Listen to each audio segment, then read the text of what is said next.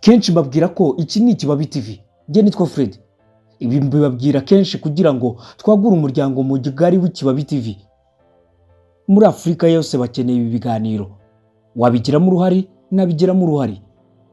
Ndacyasubiza ubutumwa bw'abanyandikiye. Umukunzi wacu utarifuje ko tumuvuga izina yaranditse ati ndifuza ko mwambwira ibyo kurya 10 byakurinda kanseri y'umwijima. Umwijima ni rumwe mu ngingo 5 z'ingenzi ku buzima bwacu bwa buri munsi. Izindi zisigaye enye ni ubwonko, impyiko, umutima n'ibihaha. Bivuze ko izindi ntacyo zimaze, gusa izi nizo imikorere yazo iyobora indi mikorere y'izisigaye. Muri rusange, kanseri ni indwara iteye ubwoba kandi ihangayikishije. By'umwihariko, kanseri y'umwijima iri muri kanseri zica cyane, dore ko kuba yirwaye 1/2 irabahitana rwose.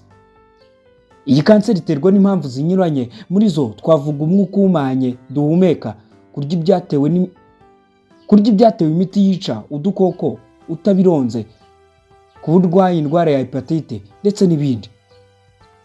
Uretse ibi kandi, kunywa inzoga zirenze igipimo bitera indwara izwi nka cirrhosis, amaherezo ikazabyara kanseri.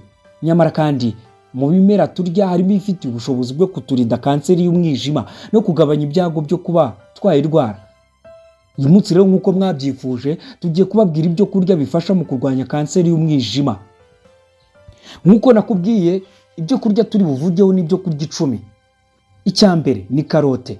Muri karote dusangamo glutathione, bikaba ari ibinyabutabire nyamukuru byo gusukura umubiri wacu, bikuramo ibihumanya bishobora no kubyara kanseri. Uretse ibyo rero, zinarimo beta carotene, zizwiho nazo gufasha umwijima gukora neza no kuwurinda. Karoti ziriwe neza n'iziriwe mbisi wazihekenya cyangwa ukazirya ari salade. Icya kabiri ni beterave. Kimwe na karoti, beterave nazo mu mikorere myiza y'umwijima no kurinda kanseri, zikungahaye kandi kuri glutathione. Zinarimo kandi flavonoide, nazo zifasha umwijima gukora neza. Kurya beterave cyangwa kunywa umutobe wazo buri munsi cyangwa igihe cyose ubishoboye ni ingenzi cyane. Icya gatatu, imbuto zo mu bwoko bwa citrus. Izi mbuto zirimo amoko menshi, muri yo twavuga amacunga, indimu, pamplemousse, mandarine n'izindi zinyuranye. Izi mbuto zizwiho kuba zikungahaye kuri vitamine C, ikaba nayo iri mu bya mbere byongerera ingufu ubudahangarwa bw'umubiri. Ibi rero ku mwijima bifasha gutunganya ibyara uburozi ku mubiri ku buryo bisohoka vuba mu mubiri binyuze mu nkari. Inyanya cyangwa se itomati. Itomati nazo zikungahaye kuri glutathione. Iyi twabonye ko ifasha mu gusohora imyanda no gusukura umwijima. Mu myanya kandi dusangamo lycopene, arizo iziha ibara ritukura, ikaba ari ingenzi mu guhangana na kanseri zinyuranye harimo n'iy'umwijima. Prostate, ibihaha n'igifu. Kuzirya neza ni ukuzihekenya cyangwa ukazirya kuri salade. Uhisemo kuziteka, ni byiza kuzikatira ku byo kurya bihiye. Icya gatanu ni amashu. Nubwo amashu ari imboga zagiye zisuzugurwa, nyamara muri yo dusangamo ibinyabutabire bya isothiocyanate bikomoka kuri glycosinate, bikaba rero bizwiho gusukura umwijima, bikuramo uburozi bubyara kanseri. Aya nayo ntabwo atekwa, byiza ni ukuyarya ari salade. Amashu kandi ni isoko nziza ya vitamine K.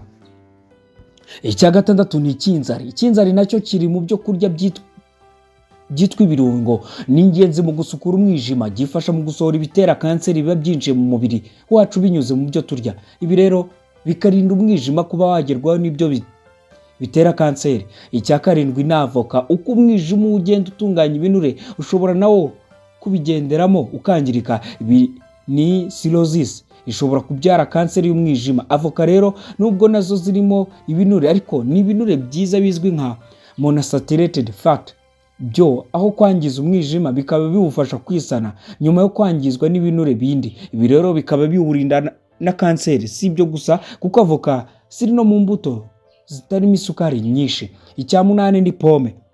Pome dusangamo pectine. Iyi pectine iboneka mu gishishwa cya pome, ifasha mu gusohora imyanda n'uburozi mu rwungano ngogozi. Ibi bituma umwijima utaza kunanirwa mu gutunganya no gusohora imyanda, kuko biba byasukuriwe mu gifu. Pome kandi zikungahaye kuri fibre, zikaba zifasha umwijima mu gusohora uburozi n'imyanda ikorwa mu gihe cyo gusukura umubiri. Icya 10 Mbere yo kugera ku cya 10 reka tubabwire icya 9 ni tungurusumu. Impumuro ya tungurusumu iterwa nuko zirimo imyunyugugu nka soufre. Uyu myunyugugu utuma enzymes zo mu mwijima zikorana ingufu mu gusohora uburozi. Muri tungurusumu kandi dusangamo arsine na selenium, byombi bizwiho gusukura umwijima. Icya 10 ni imboga rwatsi. Izi mboga ziri mu moko menshi: mbogeri, imbwija, imiriri, idodo, epinari n'izindi zibamo chlorophylle. Ariho iyi chlorophylle ariyo iziha ibara ry'icyatsi, naho mu mubiri wacu ikagira uruhare mu ikorwa ry'indurwe yo mu mwijima. Si ibyo gusa kuko inafasha mu kuringaniza ibinyabutabire no guca intege uburozi buturuka ku miti yica udukoko, bityo bigafasha mu kurinda umwijima ko hajyamo uburozi. Ikidonderwa nubwo tuvuze ibiribwa 10 gusa, nyamara si ibyo gusa birwanya kanseri y'umwijima, ahubwo twaguhitiyemo ibyoroshye kuboneka kandi bizwiho ingufu kurenza ibindi. Ikindi kandi ku mugore utwite, wonsa ndetse n'umuntu ufite ubundi burwayi buhoraho, ni byiza kubanza kugisha inama muganga mbere yo kugira ibyo kurya ufata ku bwinshi cyangwa ugabanya, ndetse na mbere yo gufata inyongera zose. Ntekereza ko twagerageje kugusubiza, wakomeza utwandikira. Ubu bwari uburyo ushobora gukoresha ibimera urwanya kanseri y'umwijima. Reka mbabwira ngo nawe ubutaha. Njye nitwa Fred.